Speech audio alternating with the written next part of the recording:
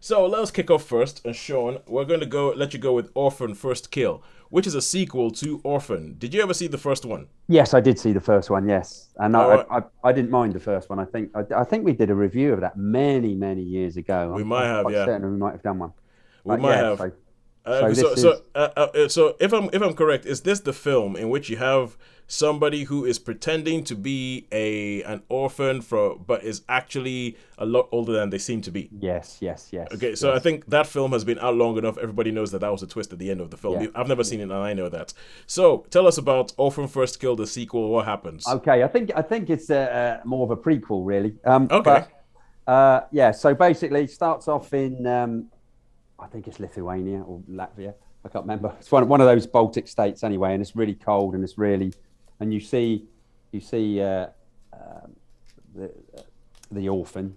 I can't even remember her name, but Esther. You see Esther, right? Esther, and she's in this like asylum place, and that's where she is. So she's locked up. She's attempted some things, and but she manages to. She's quite manipulative with some of the other patients, and she's manipulative with like the guards, and she manages. Let's just basically say, without being a spoiler, because you know it's got to happen. She basically escapes. Yeah. And then she's sort of found by a security guard type bloke, and it turns out that there's this family in America that lost their daughter. So they decide that this is the lost daughter, and she's quite clever. She sort of works it out. So basically, she ends up going to this family, and there's a normal family. There's a what would be an older sibling, brother, and the mum and dad, and she endears herself to lots of people. And there's a few twists where she goes to a doctor to get checked, but something happens and she doesn't manage to get. Is this the first or second film? This is the second film. So this is the storyline of the second film. Yeah, this is the film that we saw. The first film. The first film, she's an orphan, isn't she? In this, but this is like, so she's not really an orphan. She becomes an orphan at the end of the film. All right, cool. Cool. Because everything that you were saying, I was thinking, wouldn't that be the? But never mind. Carry on. Never mind. Okay. So, ignore my confusion. So that's basically the film.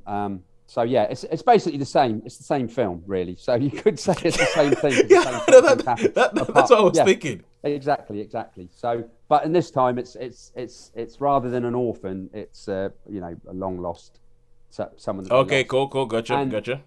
As you can guess from this film, I was put off fairly quickly. I'm like, oh, come on, because I don't know. I mean, let's be honest. If anyone in their right sense of mind would think, there's no way you are a small child, there's no way in a million years, not even trying to be, with no matter how you cover it up, you are not going to be mistaken for a small child. Now this is a problem that I wondered how they were going to get around it, because it's the same actor as was in the first film, right? Yes. And I'm thinking, okay, so you have an actor who is pretending to be a child in the first film, and this film is made many years after the first film. So this actor is going to look older. Yeah, definitely. And then when you said this is a prequel, I'm like, how the heck are you going to take an actor who obviously looks older and make a prequel with? So everything about this sounded ill-conceived from the very beginning. Yeah, I think it was just like a money-making thing. I mean, it's quite bloody. It's quite bloody. They've gone sort of quite overboard with the red stuff and things. And so I think it was more trying to be a shock value. But to me, all the way through, I was thinking, how can people be that idiotic? How can they not see? I mean, it's ridiculous.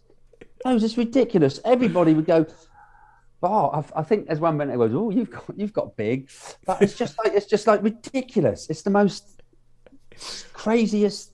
Oh yeah. Anyway, let's not go there. There's some of these films that I'm not sure whether they're trying to be serious or whether they're actually trying to spoof something. Well, that's what I was thinking. This is me talking about and doing my whole usual thing of trying to review something I've never seen. This time a whole franchise I haven't watched a single frame of. No. and you haven't really missed much. Although the first Orphan I thought was okay, but you've not really missed it. It was just a case of, I thought, well, it's there. The timings were right, because it's a lot to do with timings as well. Like Sharon says, always the timings of the film. Yeah. I managed to go and watch one film, and then so there's not too long a break. You can go and watch the other one if you see what I mean. Yeah, I mean, timings have become a much bigger determining factor over what I watch in the cinema now. I mean, just with having a child and trying to figure that out, and having limited time when I can actually leave the house to go, and so it's kind of like, it's okay, what's on at that time? All right, cool, I'll go see that then. Go see that. Yeah, that's it. Basically, you are quite governed by time. And it's like, oh, that's something I really, really wanted to see. Oh, the timings don't work. Oh, I guess I'm going to have to wait for that to show up on Disney Plus. Yeah. All right, so how many stars would you give Orphan First Kill? 2 stars. Oh, wow. We are all off to an absolute cracking start. Up to an absolutely cracking start with 2 stars for Orphan First Kill.